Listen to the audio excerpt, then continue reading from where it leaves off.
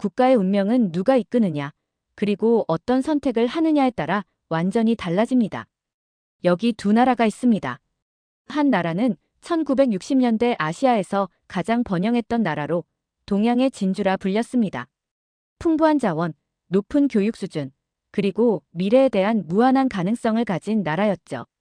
다른 나라들에게 원조를 줄 만큼 여유로웠고 사람들은 이 나라의 미래가 더욱 밝을 것이라 믿었습니다. 다른 한 나라는 1960년대 전쟁의 폐허에서 시작한 가난한 나라였습니다. 국민 대부분이 극심한 빈곤에 시달렸고 먹을 것조차 부족해 생존을 걱정해야 했습니다. 심지어 앞서 이야기한 나라로부터 원조를 받으며 간신히 버티던 시절도 있었습니다. 하지만 2024년 두 나라는 완전히 다른 길을 걸어왔습니다. 과거에 부유했던 나라는 여전히 개발도상국의 틀을 벗어나지 못한 채 빈곤과 부패에 시달리고 있습니다. 반면 폐허 속에서 시작한 나라는 세계적인 경제 강국으로 자리 잡으며 글로벌 무대의 중심에 서 있습니다. 그 차이를 만든 것은 바로 지도자의 선택이었습니다. 한 나라의 지도자는 비전을 가지고 국민들을 이끌며 과감한 결정을 내렸습니다. 그는 제조업을 중심으로 국가 경제를 재건했고 국민들에게 희망과 목표를 심어주었습니다. 다른 한 나라의 지도자는 부패와 무책임으로 나라를 멈추게 했습니다. 어떤 선택이, 어떤 지도자가 두 나라의 운명을 이렇게 극명하게 갈라놓았는지 지금부터 그 이야기를 시작합니다. 저는 라파엘 구스만이에요. 필리핀에서 태어나고 자란 경제학자로 현재 마닐라의 한 경제연구소에서 일하고 있죠. 필리핀은 한때 아시아의 뉴욕이라 불렸습니다. 저도 할아버지에게 자랑스러운 이야기를 듣고 자랐지만 제가 본 필리핀은 너무나 다른 나라였습니다. 거리엔 빈곤이 가득했고 부패한 정치인들의 뉴스는 끊이지 않았으며 사람들은 미래를 꿈꾸기보다 오늘을 버티기 위해 애쓰는 게 전부였어요. 대학교에 들어가 경제학을 공부하면서 저는 이 질문을 품게 되었어요. 우리는 도대체 어디서부터 잘못되었을까? 얼마 전 마닐라 중심가에서 열리는 경제 포럼에 참석하기 위해 차를 타고 이동하던 중이었습니다. 회색빛 스모그가 도시를 덮고 있었고 교통체증은 마닐라의 일상적인 풍경이었죠. 차가 꼼짝도 하지 않는 동안 창문 너머로 보이는 거리의 모습은 제게 많은 것을 말해줬습니다. 길 한쪽에는 손에 망치와 못을 든 젊은 남성이 지나가는 차량 창문을 두드리며 말을 걸고 있었습니다. 그는 빠른 수리, 저렴한 비용이라는 표지를 들고 있었지만 그의 옷과 얼굴은 먼지로 뒤덮여 있었습니다. 한참을 쳐다보던 제 기사님이 한숨을 쉬며 말했습니다. 저 친구들 대부분은 사실 일자리를 구하지 못해서 이렇게 거리에서 일합니다. 가끔은 차를 부수기까지 하면서 강제로 돈을 요구하기도 해요. 몇 미터 더 가자 거리 모퉁이에 어린 아이들이 보였습니다. 맨발에 찢어진 옷을 입은 채 몇몇은 자동차 창문을 닫고 있었고 나머지는 차들 사이를 누비며 손을 내밀고 있었습니다. 그중 한 여자아이가 저희 차 창문을 두드리며 이렇게 말했습니다. 돈이 조금만 있으면 오늘 저녁에 먹을 밥을 살 수 있어요.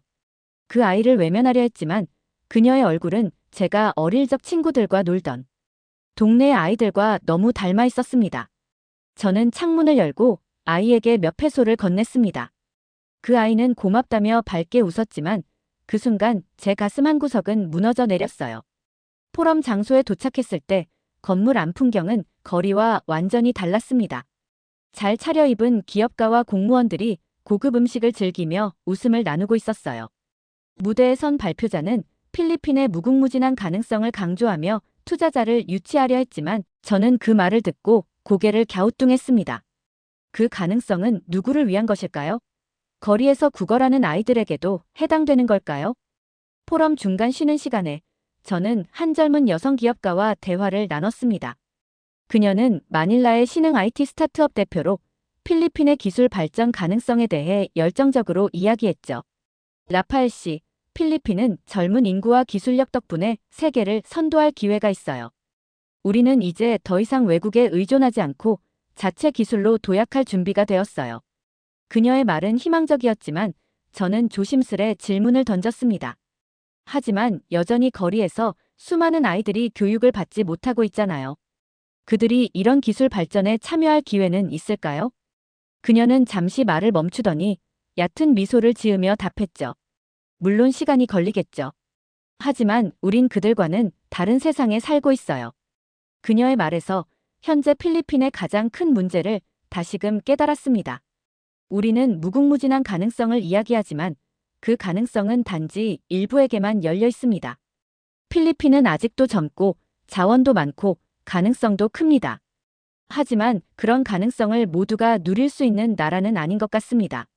저는 필리핀의 현재를 분석하며 우리가 과거의 기회를 잃었던 이유를 알고 싶었습니다. 그 답을 찾는 과정에서 저는 한국과 관련된 놀라운 데이터를 발견했습니다. 1960년대 필리핀과 한국의 경제 데이터를 보며 저는 깊은 충격을 받았어요. 1960년대 필리핀의 1인당 GDP는 254달러로 한국 158달러보다 2배 가까이 높았습니다.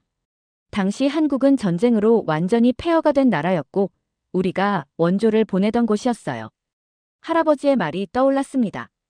우리는 다른 나라에게도 도움을 줬었다. 그때는 우리가 잘 살았으니까. 우리가 예전에 도움을 줬던 나라가 지금은 전 세계 손꼽히는 경제 강국이라니 믿을 수 없었습니다. 저는 그 충격적인 데이터 앞에서 질문하지 않을 수 없었어요. 어떻게 이런 일이 가능했지? 20년 만에 어떻게 우리가 역전당했지? 이 질문은 저를 한국으로 이끌었습니다. 저는 한국을 직접 보고 그들이 어떻게 그렇게 빠르게 성장할 수 있었는지, 그리고 우리가 놓쳤던 것들이 무엇인지 확인하고 싶었습니다. 비행기가 인천국제공항에 착륙하는 순간 저는 창밖을 바라보며 깊은 생각에 잠겼습니다. 도대체 이 나라에서 무슨 일이 일어난 걸까요? 승객 여러분, 인천국제공항에 도착했습니다. 기내 방송이 들렸지만 저는 여전히 현실감이 없었습니다. 비행기 창 너머로 보이는 한국의 풍경이 너무나도 낯설었거든요. 비행기에서 내리자마자 공항 내부를 둘러봤어요. 그리고 그 자리에서 얼어붙고 말았습니다. 너무나 깨끗하고 너무나 세련되고 너무나 거대했어요. 공항이라는 공간이 아니라 거대한 현대도시 한가운데로 순간 이동한 느낌이었어요. 바닥에 쓰레기 하나 없고 직원들은 친절하며 효율적으로 움직였고 디지털 광고판, 셀프 체크인 기기, 최첨단 보안 검색 시스템, 공항 자체가 미래 도시 같았어요. 필리핀의 공항에서는 택시를 잡으려면 줄을 서다가 바가지 요금에 시달리기 일쑤입니다. 하지만 인천공항에서는 셀프 체크인부터 지하철 탑승까지 모든 것이 매끄럽게 이루어졌습니다. 우리나라는 왜 이런 시스템을 갖추지 못했을까요? 진짜 충격은 다음 날 서울대학교로 가는 지하철을 타면서 찾아왔습니다. 저는 미리 약속을 잡아둔 서울대학교 경제학과 교수를 만나기 위해 지하철을 타러 갔어요. 필리핀의 LRT와 비슷하겠거니 적당히 붐비고 약간 혼란스러운 풍경을 예상하며 역으로 들어섰죠. 하지만 지하철역에 들어서는 순간 저는 말을 잃었습니다. 지하철역은 마치 고급 호텔 로비처럼 깨끗했습니다. 바닥은 먼지 하나 없이 반짝였고 벽에는 고화질 디지털 광고판이 줄지어 있었죠. 역 내부는 환한 조명과 세련된 디자인으로 가득 찼고 표를 사는 곳도 모든 게 자동화되어 있었습니다.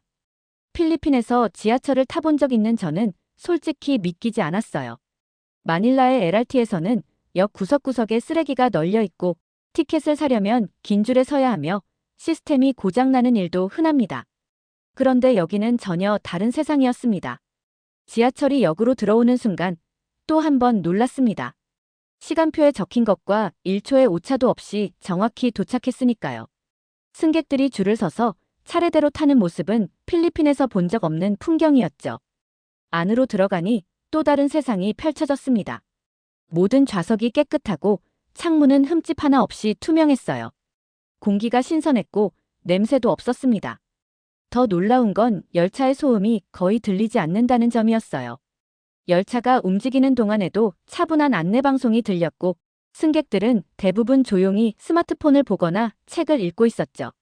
서울대학교 경제연구소에 도착한 뒤 저는 바로 교수진과 연구자들에게 필리핀과 한국의 1960년대 경제 상황에 대해 질문했습니다. 이때 필리핀은 미국과 가까운 관계를 유지하면서 농업과 원자재 수출로 경제적 기반을 갖춘 나라였어요. 마닐라는 동남아에서 가장 현대적인 도시였고 영어가 공용어로 쓰이면서 국제적 경쟁력이 높은 국가였죠. 당시만 해도 필리핀은 동남아시아에서 가장 선진적인 국가라는 평가를 받았어요. 반면 한국은 완전히 다른 상황이었어요. 전쟁으로 폐허가 되었고 극심한 빈곤 상태에 처해 있었어요. 그 당시 세계 최빈국 수준의 경제, 부족한 산업 기반, 식량난까지 겹쳐 국민들은 생계를 걱정해야 했어요. 심지어 필리핀조차 한국에게 원조를 보내던 시기였었죠. 아무리 데이터를 살펴봐도 한 가지 의문이 계속 머릿속을 맴돌았습니다. 한국은 삼성, 현대, LG 같은 대기업들이 성장하며 경제를 주도하고 있습니다. 하지만 필리핀에서는 화교 재벌들이 경제를 지배하고 있습니다. 이 차이는 어디에서 비롯된 것일까요? 그 질문의 답을 한국 경제사를 연구하는 교수님께 들을 수 있었어요. 그는 저를 연구실로 안내하며 웃으며 말했습니다. 필리핀에서 오셨다고요? 어떤 것이 궁금하신 건가요? 한국은 정말 모든 것이 체계적으로 움직이고 있습니다. 경제 구조도 탄탄하고 기업들도 강력한 경쟁력을 가지고 있죠. 필리핀도 한때 부유한 나라였습니다. 하지만 우리는 부의 대부분을 화교들이 장악하고 여전히 개발도상국에 머물고 있습니다. 도대체 왜 이런 차이가 생긴 걸까요? 교수는 제 질문을 듣고 잠시 생각하더니 진지한 표정으로 말했습니다. 그 질문에 대한 답은 박정희 전 대통령이 내린 결정에서 찾을 수 있을 겁니다. 혹시 박정희 정부의 경제 정책에 대해 들어보셨습니까? 네, 한국이 경제개발 5개년 계획을 세우고 제조업 중심의 경제로 발전했다고 알고 있습니다. 하지만 그것만으로는 필리핀과의 차이를 설명하기 어렵습니다. 필리핀도 기회가 없었던 것은 아니니까요. 맞습니다. 하지만 중요한 차이가 있습니다. 바로 누가 경제를 주도했는가의 문제죠. 그가 책장 한쪽에서 두꺼운 책을 꺼내더니 저에게 펼쳐 보였습니다. 책 속에는 1960에서 70년대 한국 경제에 관한 자료들이 빼곡히 적혀 있었습니다. 그는 한 페이지를 가리키며 말했습니다. 1960년대 초반, 한국에는 상당히 많은 화교들이 있었어요. 당시 한국도 필리핀처럼 외국 자본에 의존하는 경제 구조로 흘러갈 가능성이 높았죠. 하지만 박정희 대통령은 이를 막았어요. 저는 고개를 갸우뚱했습니다. 외국 자본이 들어오면 경제 발전에 도움이 되는 것 아닙니까? 한국도 당시에는 자원이 부족했을 텐데요. 교수는 고개를 저었습니다. 정부가 우려했던 것은 외국인들이 한국 경제를 장악하는 구조가 형성되는 것이었어요. 한국은 외국인들이 경제력을 독점하는 것을 강하게 경계했죠. 그러면 한국 정부가 이를 막기 위해 어떤 조치를 취했나요? 교수는 손가락으로 중요한 내용을 짚으며 설명했습니다. 1962년 외국인 경제활동 제한법 시행. 그 당시 정부는 외국인의 금융업, 제조업 진출 제한을 두며 외국인들이 대규모 기업을 소유할 수 없도록 했어요. 그리고 외국인의 부동산 소유 금지를 통해 외국인들이 토지와 건물을 축적하는 것을 차단했죠. 그뿐 아니라 국적 취득 제한을 둬서 외국인들이 한국 내에서 정치, 경제적 영향력을 확대하는 것을 방지했습니다. 저는 충격을 받았습니다. 그러면 한국은 애초부터 내국인 중심의 경제 구조를 만들었던 것이군요. 교수는 고개를 끄덕이며 계속 이야기했습니다. 그렇습니다. 하지만 필리핀은 반대의 길을 갔죠. 정부가 적극적으로 개입하지 않았고 결국 외국인들이 경제를 장악하게 내버려 두었죠. 필리핀 원주민들은 부를 축적할 기회를 얻지 못했고 부동산과 금융이 특정 소수 가문의 손에 들어가면서 경제 격차가 심해질 수밖에 없었을 겁니다. 그래서 필리핀에서는 화교들이 경제의 70% 이상을 지배하고 있는 것이군요. 네, 맞습니다. 한국은 자국민이 경제를 주도하도록 정책을 설계했어요. 그 결과 삼성, 현대, LG 같은 한국 기업들이 성장할 수 있었고 대기업 중심의 경제 구조가 형성되면서 국가 경제가 빠르게 발전할 수 있었죠. 저는 깊은 생각에 빠졌습니다. 교수는 마지막으로 이렇게 말했습니다. 경제 발전은 운이 아닙니다. 어떤 정책을 선택하느냐, 누가 경제를 주도하느냐에 따라 나라의 미래가 달라집니다. 한국은 그 당시 정부가 강력한 결정을 내리며 내국인 중심 경제 구조를 만들었어요. 교수의 말이 끝난 순간 제 머릿속은 어지럽게 뒤엉켰습니다. 저는 자리에서 일어나 창밖을 바라봤습니다. 저 멀리 서울의 화려한 스카이라인이 보였지만 제 눈에는 고향 마닐라의 낡고 혼란스러운 풍경이 오버랩되었습니다. 서울에서의 하루하루는 저에게 필리핀과 한국의 차이를 더욱 선명하게 보여줬어요. 특히 도시를 돌아다닐수록 이 나라 사람들은 어떻게 이렇게 좋은 집에서 살 수 있을까? 라는 의문이 강하게 들었어요. 필리핀에서는 내 집을 마련하는 게 쉽지 않아요. 마닐라에서 아파트 한 채를 사려면 중산층이라도 평생을 일해도 살 수 없을 정도로 비쌉니다. 그보다 큰 문제는 필리핀에서 집을 사려면 가장 큰 걸림돌이 있어요. 필리핀에서는 도시 핵심 지역의 건물과 땅이 거의 다 화교 기업들 소유거든요. 한국에서는 정부가 부동산 시장을 철저하게 관리했다고 해요. 외국인이 함부로 부동산을 사지 못하도록 했고, 내국인들이 집을 살 수 있는 기회를 보장했죠. 그 덕분에 한국의 중산층이 형성되었고, 부동산이 한국 경제 성장의 중요한 축이 될 수 있었어요. 필리핀 정부도 과거에 부동산 문제를 해결하려고 시도한 적이 있었어요. 문제는 화교 재벌들이 정치권과 긴밀한 관계를 유지하면서 정부가 부동산 정책을 강하게 추진하기 어려운 구조가 만들어졌어요. 정부가 규제를 시도하면 재벌들이 로비를 해서 무산된 적이 여러 번 있었고, 지금은 문제를 해결하려는 시도조차 하지 않은 지 오래되었어요. 필리핀 경제가 오랜 시간 제자리 걸음에 머물렀던 가장 큰 이유는 바로 정부의 부패였습니다. 특히 독재자 페르디난드 마르코스 정권은 경제 성장을 이끄는데 실패했을 뿐 아니라 오히려 국가 자원을 사적으로 착복하며 나라의 근본을 흔들었어요. 그의 정권은 국가 자금을 관리하는 대신 수십억 달러 규모의 국고를 횡령하며 자신의 사리사욕을 채우는데 몰두했습니다. 공공의 재산이어야 할 부동산과 주요 기업은 그의 측근들에게 불법적으로 분배되었고, 그 결과 국민들에게 돌아갈 기회와 자산은 사라졌죠. 이런 부패한 정책들과 비윤리적인 행동들은 필리핀 경제의 기반을 심각하게 훼손했습니다. 국가 재정은 점점 고갈되었고, 경제 성장은 완전히 멈춰버렸어요. 외국 투자는 급격히 줄어들었으며, 국제적으로 필리핀의 신용도는 바닥을 쳤습니다.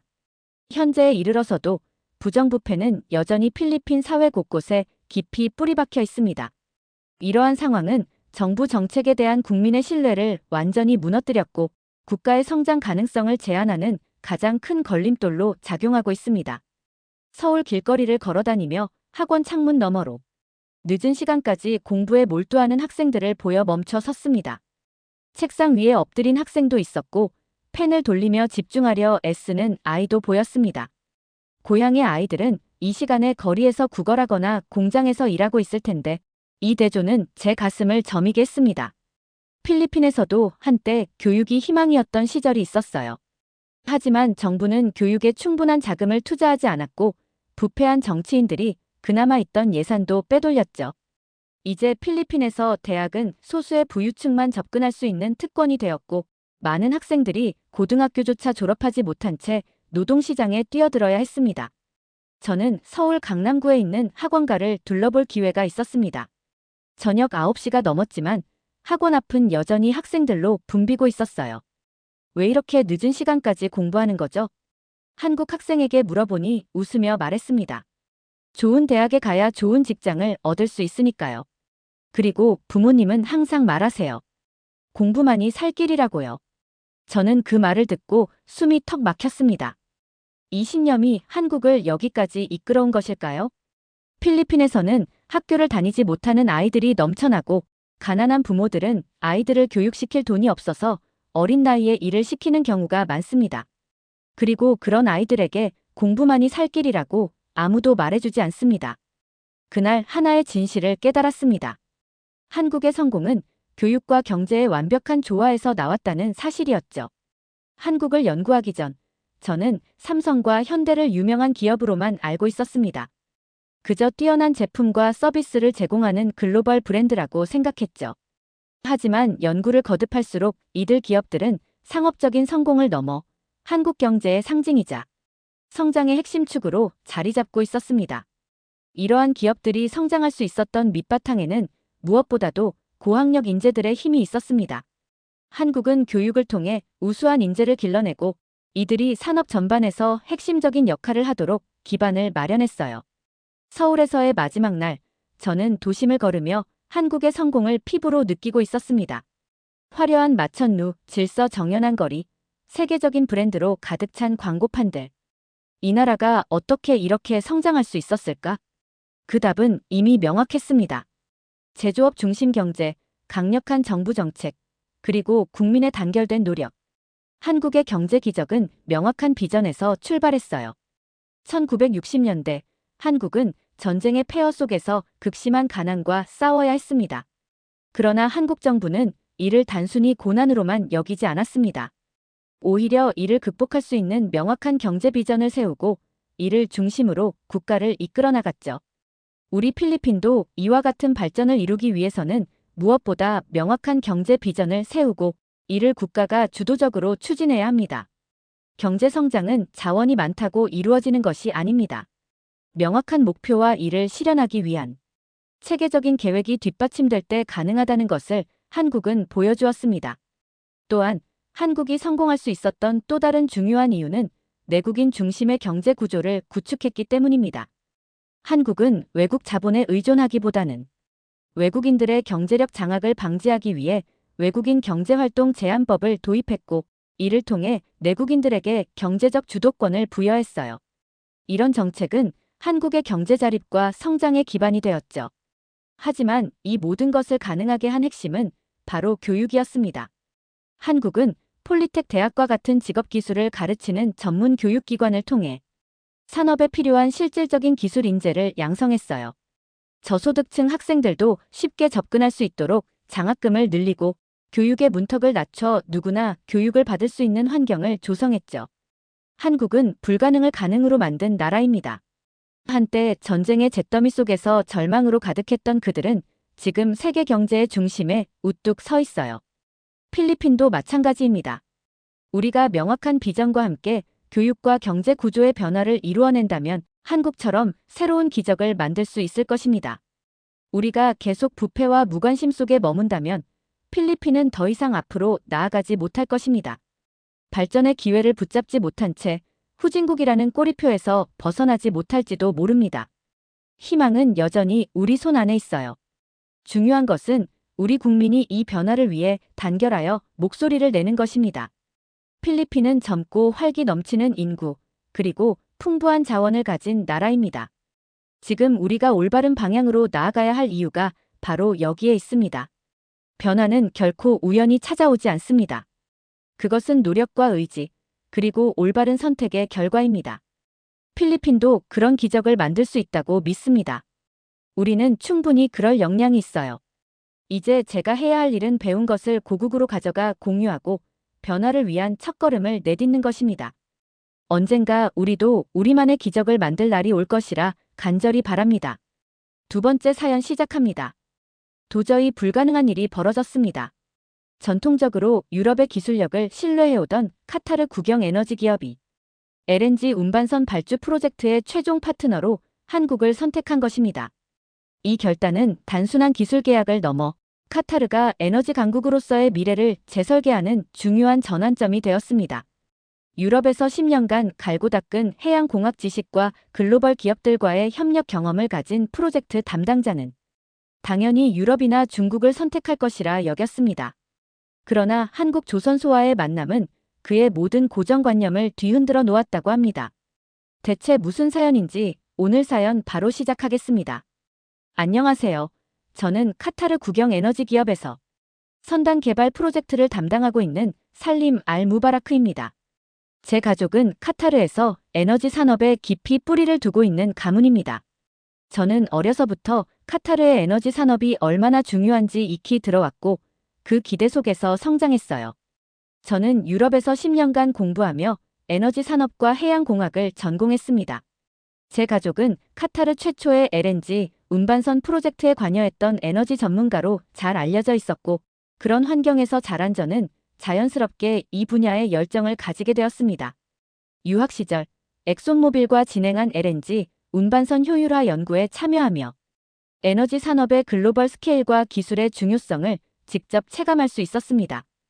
이 경험은 귀국 후 제가 카타르 국영 에너지 기업에서 선단 개발 프로젝트 팀장직을 맡는 데 결정적 역할을 했습니다. 귀국 후 저는 카타르 국영 에너지 기업에 합류했습니다. 가족의 명성과 유학 중 쌓은 경험 덕분에 이번 프로젝트의 팀장을 맡게 되었죠. 이 자리는 제게 큰 기회이자 책임이었습니다. LNG는 카타르의 국력을 상징하는 자원이고 그만큼 저희 회사에서도 선단 확충과 기술 업그레이드는 가장 중요한 과제 중 하나였습니다. 이번 프로젝트는 새로운 LNG 운반선을 발주해 수출 물량을 안정적으로 운반할 기반을 마련하는 것이었어요. 카타르의 미래를 위한 이 프로젝트를 맡았다는 사실에 부담감과 설렘이 동시에 느껴졌습니다.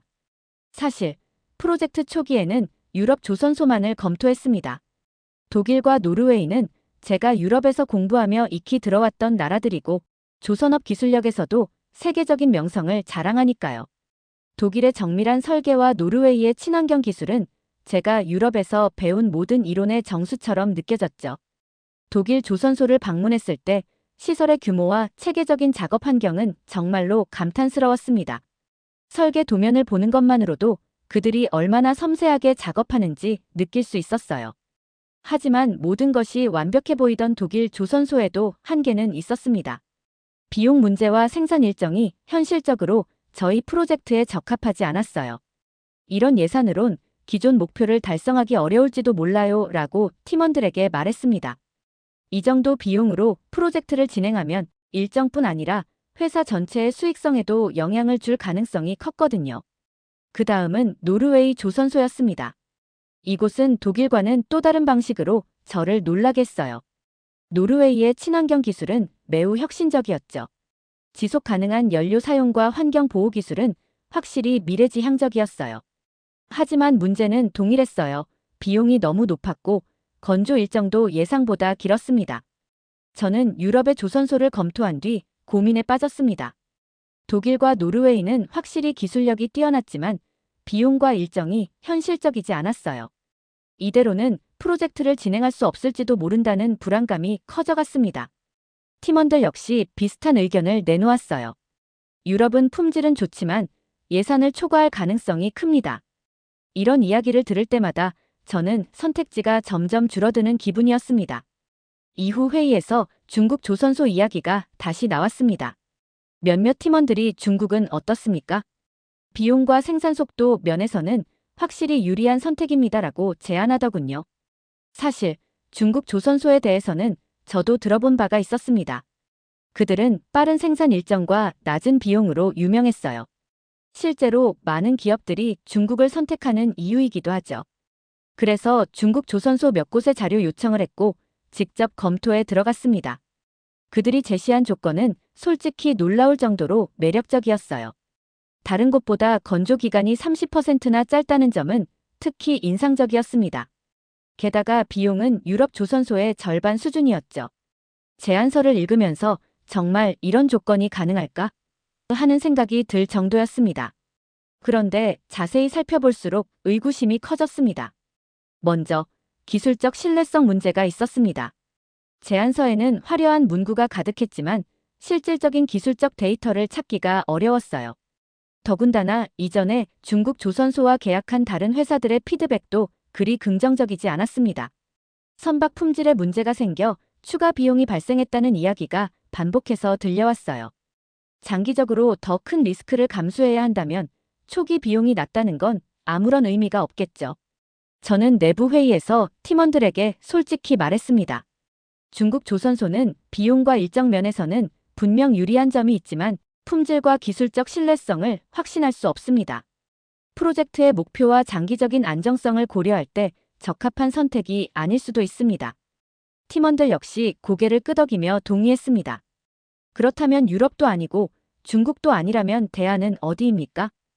누군가가 이렇게 묻더군요. 솔직히 저도 그 답을 찾지 못하고 있었습니다. 그때였습니다. 한 팀원이 손을 들며 이렇게 말했어요. 팀장님, 한국 조선소를 검토해 보시는 게 어떻겠습니까? 저는 순간 멈칫했습니다. 솔직히 말해 조선업과 같은 중후장대 산업에서 한국이 유럽을 넘어설 수 있다는 생각은 해본 적도 없었습니다. 한국이 유럽이나 중국보다 나을 수 있을까요? 라는 의문이 강하게 들었죠. 팀원이 조심스럽게 덧붙이더군요. 팀장님, 한국 조선소는 지난 5년간 글로벌 LNG 운반선 시장 점유율의 70% 이상을 차지했습니다. 우리 회사가 한국과 진행한 LNG 운반선 프로젝트는 품질과 일정 준수 면에서 최고 평가를 받았습니다. 아마 팀장님께서는 그때 해외에서 공부 중이셔서 직접 경험하지 못하셨을 겁니다. 하지만 한국은 이미 신뢰와 기술력 모두에서 뛰어난 평가를 받고 있습니다. 솔직히 반신반의했습니다. 저는 한국과의 교류가 없었기 때문에 그들이 정말 유럽이나 중국을 뛰어넘을 수 있을까? 라는 의문이 강하게 들었죠. 팀원이 자신 있게 말했습니다. 팀장님, 한국은 LNG 운반선뿐 아니라 첨단 기술력으로도 세계 시장을 선도하고 있습니다. 방문해 보시면 그 이유를 알게 되실 겁니다. 이 말이 제게 작은 호기심을 불러일으켰고 결국 한국 방문을 결심하게 만들었습니다. 저는 팀원들에게 말했습니다. 좋아요, 한국을 검토해보죠. 하지만 냉정하게 판단할 겁니다. 이전과 다를 게 없으면 선택지에서 제외할 수도 있다는 점을 분명히 알아두세요. 만약 한국이 우리가 찾는 모든 조건을 충족시킬 수 있다면 그건 분명 이 프로젝트의 돌파구가 될 수 있겠죠. 그렇게 생각하며 저는 한국으로 떠날 준비를 시작했습니다. 팀원들과 함께 부산에 도착했습니다. 공항에 내리자마자 한국 특유의 활기와 에너지가 느껴졌어요. 도심을 지나 부산항으로 향하면서 기술과 경제의 중심지라는 사실이 조금씩 실감나기 시작했습니다. 하지만 여전히 마음 한구석에는 의구심이 자리 잡고 있었죠. 버스가 조선소 정문에 멈췄을 때 저는 눈앞에 펼쳐진 광경에 잠시 말을 잊었습니다. 거대한 크레인들이 하늘을 가로지르며 선박을 조립하고 있었고 끝없이 이어진 도크와 설비들은 그 규모를 가늠할 수 없을 정도로 방대했어요. 이게 조선소야? 아니, 이건 하나의 작은 도시 같잖아 라는 생각이 들 정도였습니다. 제 머릿속에 있던 고정관념이 조금씩 무너지는 순간이었죠. 조선소 관계자가 우리를 맞이하며 안내를 시작했습니다. 놀라웠던 것은 이 방대한 규모의 조선소가 크기만 자랑하는 것이 아니라는 점이었습니다. 내부에 들어가니 최첨단 설비와 자동화 시스템이 곳곳에서 가동되고 있었어요. 우리는 건조 중인 LNG 운반선을 직접 볼 수 있는 기회를 얻었습니다. 가까이 다가가자 거대한 선체가 눈앞에 펼쳐졌고 조선소 관계자가 자랑스럽게 설명을 이어갔습니다. 이 선박은 극저온 단열 기술을 사용해 영하 162도 상태의 LNG를 안정적으로 운송할 수 있도록 설계되었습니다. 관계자의 말을 들으며 저는 한국 기술의 혁신성을 새롭게 깨달았습니다. 자동화 공정으로 완성된 이 선박은 생산물 이상이었습니다. 기술의 예술이라 불릴만 했죠. 저는 팀원들과 눈빛을 교환했습니다. 아무도 말을 하지 않았지만 모두가 비슷한 생각을 하고 있는 것처럼 보였습니다. 이 정도면 충분히 경쟁력이 있다 하니 유럽보다 나은데? 라는 말이 머릿속에서 맴돌았어요. 현장을 둘러보는 동안 저는 관계자에게 질문을 던졌습니다. 이런 기술이 실제로 다른 나라보다 앞서 있다고 자신할 수 있습니까? 그는 웃으며 대답했습니다. 당연하죠. 우리는 가장 정교하게, 가장 신뢰할 수 있는 선박을 만들 수 있습니다. 그의 자신감 넘치는 말에 저는 더 이상 반박할 수 없었습니다. 견학을 마치고 돌아가는 길에 저는 창밖으로 보이는 조선소의 전경을 다시 한번 바라보았습니다. 내가 상상했던 것 이상의 기술을 보고 있다라는 생각이 저절로 들었어요. 저는 마음속에서 자신도 모르게 한국을 향한 기대감이 조금씩 커지고 있다는 걸 느꼈습니다.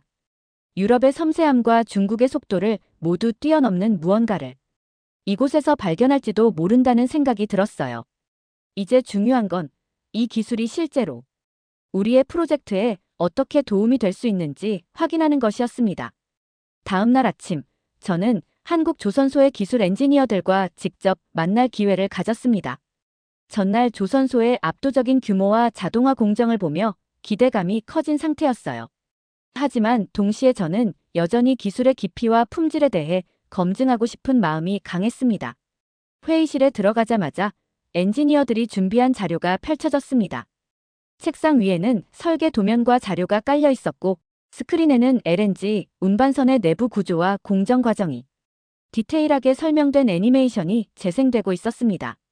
첫 번째 질문은 제가 직접 던졌습니다. LNG는 극도로 낮은 온도에서 저장되며 이를 안정적으로 유지하려면 단열 기술이 가장 중요하다고 들었습니다. 한국조선소는 이 부분에서 어떤 차별성을 가지고 있습니까? 엔지니어 중 한 명이 미소를 지으며 대답했습니다. 저희는 다중 단열 시스템을 도입해 이를 완벽하게 차단하고 있습니다. 그는 디스플레이 화면을 가리키며 단열재의 구조와 소재를 설명하기 시작했습니다.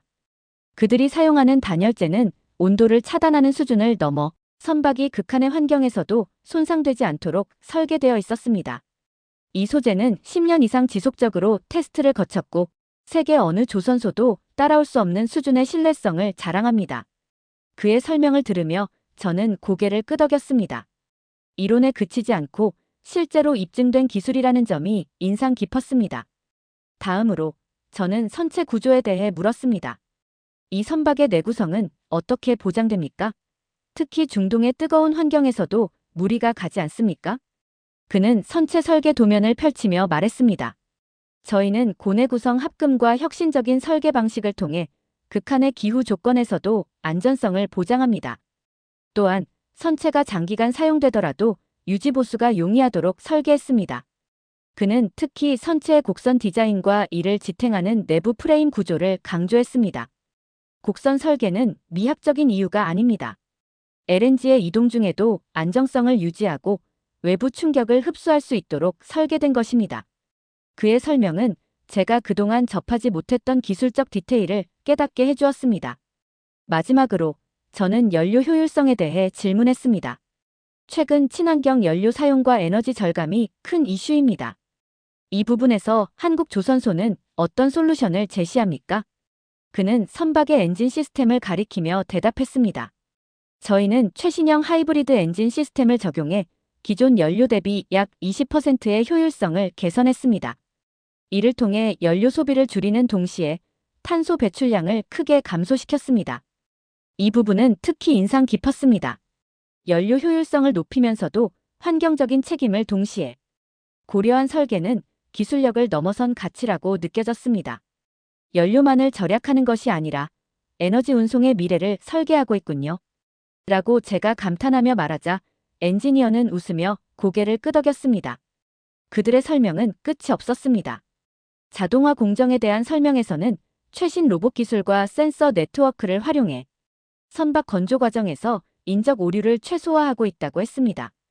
이 기술은 조선소가 효율성과 신뢰성을 동시에 구현할 수 있게 해주는 핵심적인 요소였습니다. 설명을 듣고 난 후 저는 제 머릿속에 퍼즐 조각이 맞춰지는 기분이 들었습니다. 전날 보았던 거대한 선박들이 규모의 경제를 뛰어넘어 디테일한 기술과 설계 철학이 집약된 결과물이라는 사실을 깨달았습니다. 조선소를 떠나기 전 저는 엔지니어들에게 마지막 질문을 던졌습니다. 이 기술이 왜 세계에서 최고라고 말할 수 있습니까? 그들은 이렇게 대답했습니다. 저희는 선박을 만드는데 그치지 않습니다.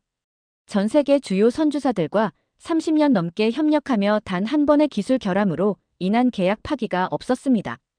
이는 품질 관리와 고객 신뢰의 결과입니다. 관계자의 말은 명확했습니다. 견학을 마치고 난 후 저는 조선소 관계자와 깊이 있는 대화를 나눌 기회를 가졌습니다. 이전까지는 선박의 기술적인 면에 집중했지만 이번에는 한국 조선소가 어떻게 글로벌 시장에서 신뢰를 쌓아왔는지 알고 싶었어요. 회의실에 들어가자 관계자는 커다란 화면에 다양한 데이터를 띄우며 한국 조선소의 글로벌 네트워크를 설명하기 시작했습니다. 우리는 전 세계 주요 에너지 기업들과 긴밀한 협력 관계를 유지하며 장기적인 신뢰를 쌓아왔습니다. 그는 이렇게 말하며 한국 조선소와 계약한 글로벌 기업들의 로고를 화면에 띄웠습니다. 익숙한 이름들이 보였어요. 엑손모빌, 쉘, BP, 그리고 제가 속한 카타르 에너지의 이름도 있었습니다. 관계자는 먼저 미국과 유럽 시장에서의 성공 사례를 이야기했습니다. 현대중공업은 미국 엑손모빌과 함께 LNG 운반선 프로젝트를 진행하며 약 20년 이상 신뢰를 유지해왔습니다. 대우조선해양은 유럽의 주요 에너지 기업들과 초대형 컨테이너선을 포함한 다양한 선박 프로젝트를 수행하며 긴밀한 파트너십을 이어가고 있습니다. 그는 이어 중동과의 협력 사례를 강조했습니다. 중동 지역의 주요 LNG 생산국들, 특히 카타르, 사우디아라비아와는 수십 년에 걸친 협력 관계를 유지하고 있습니다. 카타르 에너지와 함께 진행한 프로젝트는 그 중에서도 가장 성공적인 사례로 꼽힙니다. 저는 그 말을 듣고 머릿속이 복잡해졌습니다. 그렇다면 내가 이곳에 온 것은 시장 조사 이상의 의미를 가질지도 모르겠군. 그는 계속해서 LNG 운반선 외의 선박 분야에 대해 설명했습니다. 한국조선소는 LNG 운반선에서 세계 최고를 자랑하지만 여기서 멈추지 않았습니다. 친환경 선박 기술과 초대형 컨테이너선 기술에서도 선두를 달리고 있습니다. 그는 초대형 컨테이너선 프로젝트를 성공적으로 마친 사례를 보여주며 이 선박은 전 세계 물류를 혁신적으로 변화시켰다고 강조했습니다. 특히 친환경 선박 기술에 대한 이야기는 저에게 매우 인상적으로 다가왔습니다. 세계적으로 환경 규제가 강화되는 가운데 한국조선소는 LNG뿐만 아니라 암모니아와 수소 같은 친환경 연료를 사용하는 선박 개발에서 앞장서고 있습니다. 최근 대우조선해양은 세계 최초로 암모니아 추진 선박 설계를 완료했으며 이는 탄소 배출을 40% 이상 줄일 수 있는 기술로 평가받고 있습니다. 저는 이 말을 듣고 한국조선소가 현재의 시장에 만족하지 않고 미래를 위해 끊임없이 혁신하고 있다는 점을 느꼈습니다. 그는 또 하나의 흥미로운 이야기를 들려주었습니다. 한국조선소는 선박만을 판매하는 것이 아니라 유지보수와 기술 지원까지 장기적으로 책임지고 있습니다. 우리는 선박의 수명이 닿을 때까지 고객과 함께합니다. 이러한 점이 우리가 전 세계 주요 기업들로부터 신뢰를 받는 이유입니다. 이 말은 저를 깊이 생각하게 만들었습니다. 오랜 시간 동안 협력 관계를 유지하는 접근 방식이야말로 진정한 경쟁력이 아닐까 싶었어요. 관계자가 대화를 마무리하며 물었습니다.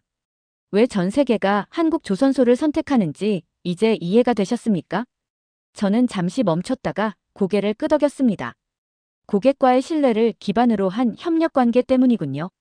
제 목소리에는 감탄이 묻어났습니다. 사실 이번 프로젝트를 맡으면서 저는 처음에는 유럽 조선소를 우선적으로 고려했습니다. 전통적으로 유럽은 정밀함과 고품질의 대명사로 여겨졌으니까요. 하지만 한국 조선소를 직접 보고 깨달았습니다. 그들은 세계 시장에서 오랜 시간에 걸쳐 인정받은 신뢰와 혁신을 동시에 갖추고 있었습니다. 버스로 돌아가는 길에 저는 창밖으로 보이는 조선소의 전경을 다시 한번 바라보았습니다. 여전히 거대한 크레인들이 움직이고 선박들이 조립되는 모습을 보며 마음속으로 생각했어요. 이런 신뢰와 기술력을 쌓기 위해 얼마나 많은 시간이 필요했을까?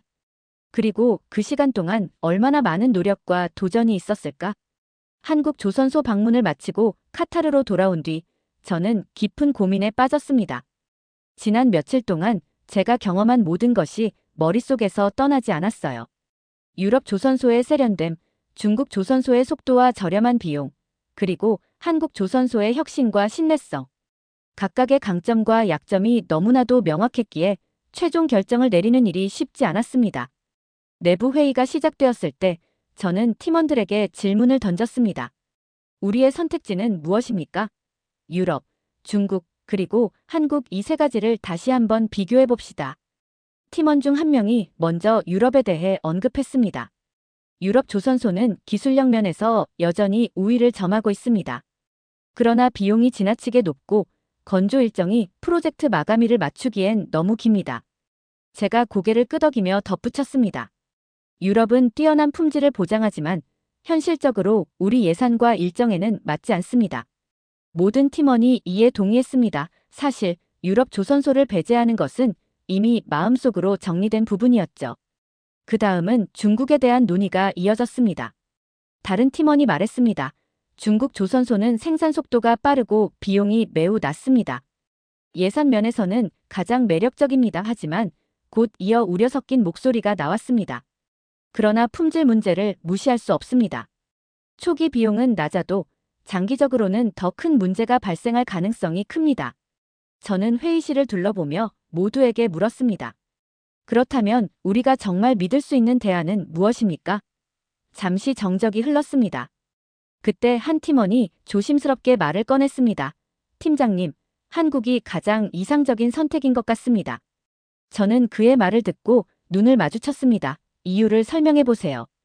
그는 자신감 있는 목소리로 대답했습니다.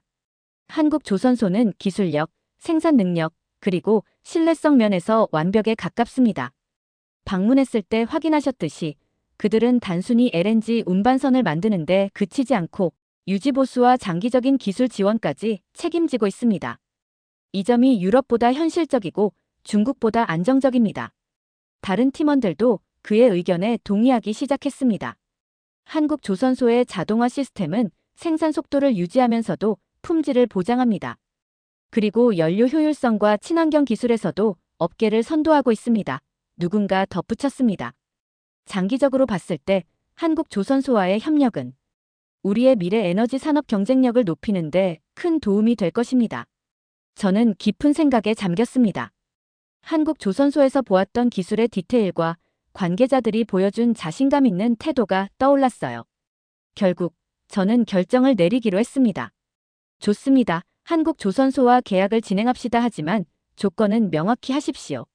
일정과 품질 모두 우리가 요구하는 수준을 충족해야 합니다. 저는 이 말을 하며 팀원들에게 확신을 심어주려 했습니다. 사실 제 자신도 약간의 긴장감을 느끼고 있었어요. 하지만 한국조선소에서 얻은 신뢰가 저를 움직이게 했습니다. 회의가 끝난 후 저는 혼자 사무실에 남아 계약이 가지는 의미를 되짚어 보았습니다. 이번 선택은 단지 LNG 운반선을 확보하는 일이 아닐 것입니다. 이 선택은 카타르가 세계 LNG 시장의 리더십을 유지할 수 있도록 돕는 중요한 발판이 될 것입니다. 다음 날 저는 공식적으로 계약을 진행하라는 지시를 내렸습니다. 카타르가 세계 LNG 시장의 리더로 남으려면 우리는 최고의 파트너와 협력해야 합니다. 한국조선소는 우리의 요구를 완벽히 충족시킬 것입니다. 이 말에 팀원들 모두가 환호했습니다. 이제 남은 것은 그들이 약속한 대로 우리의 요구를 충족시키는 선박을 성공적으로 건조하는 것입니다. 저는 이 협력이 카타르와 한국 모두에게 새로운 가능성을 열어줄 것이라고 확신했습니다. 2024년 10월, 드디어 그날이 왔습니다. 제가 팀원들과 함께 준비해온 모든 노력이 결실을 맺는 순간이었죠. 한국 HD 현대중공업 본사에서 카타르 에너지와의 계약 체결식이 열렸습니다.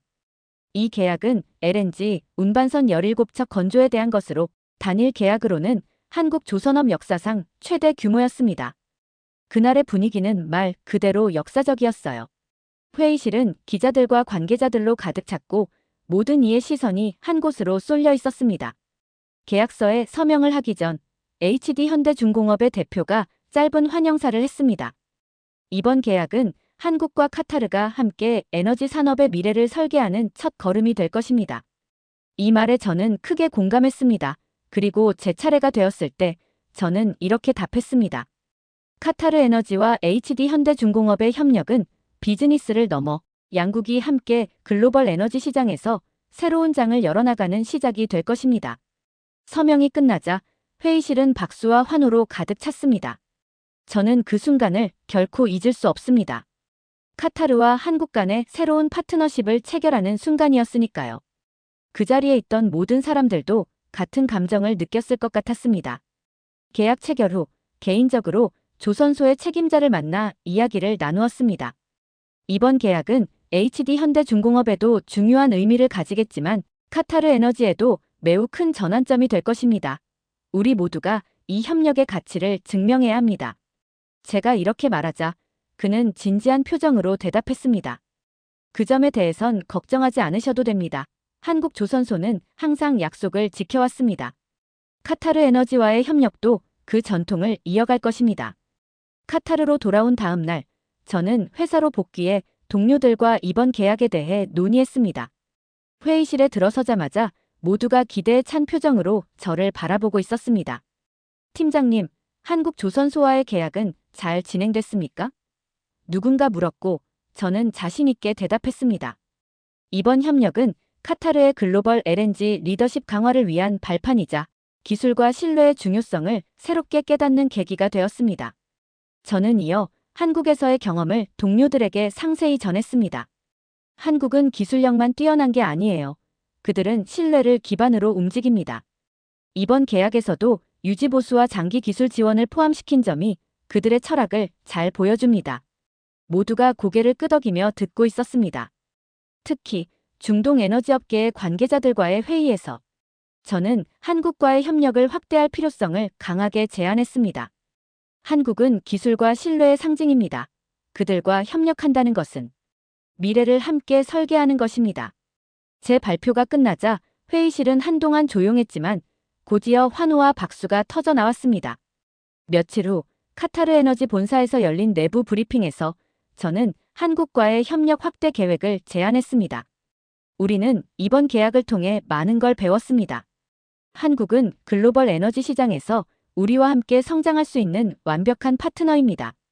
그들과의 협력을 더 강화해야 합니다. 제 말에 대부분이 긍정적인 반응을 보였습니다. 한국에서의 경험은 저를 완전히 바꾸어 놓았습니다. 그들은 미래를 설계하는 선구자였으며 그들과의 협력은 카타르가 글로벌 에너지 시장에서 더 강력한 리더십을 발휘하는 데 중요한 기반이 될 것입니다. 저는 카타르가 이번 협력을 통해 더 많은 기회를 창출하고 한국과의 파트너십을 통해 우리의 목표를 실현할 수 있기를 기대합니다. 오늘 사연이 재미있으셨다면 구독과 좋아요, 알림 설정까지 부탁드립니다. 더 재미있는 사연으로 돌아오겠습니다. 이상 감동탐험이었습니다.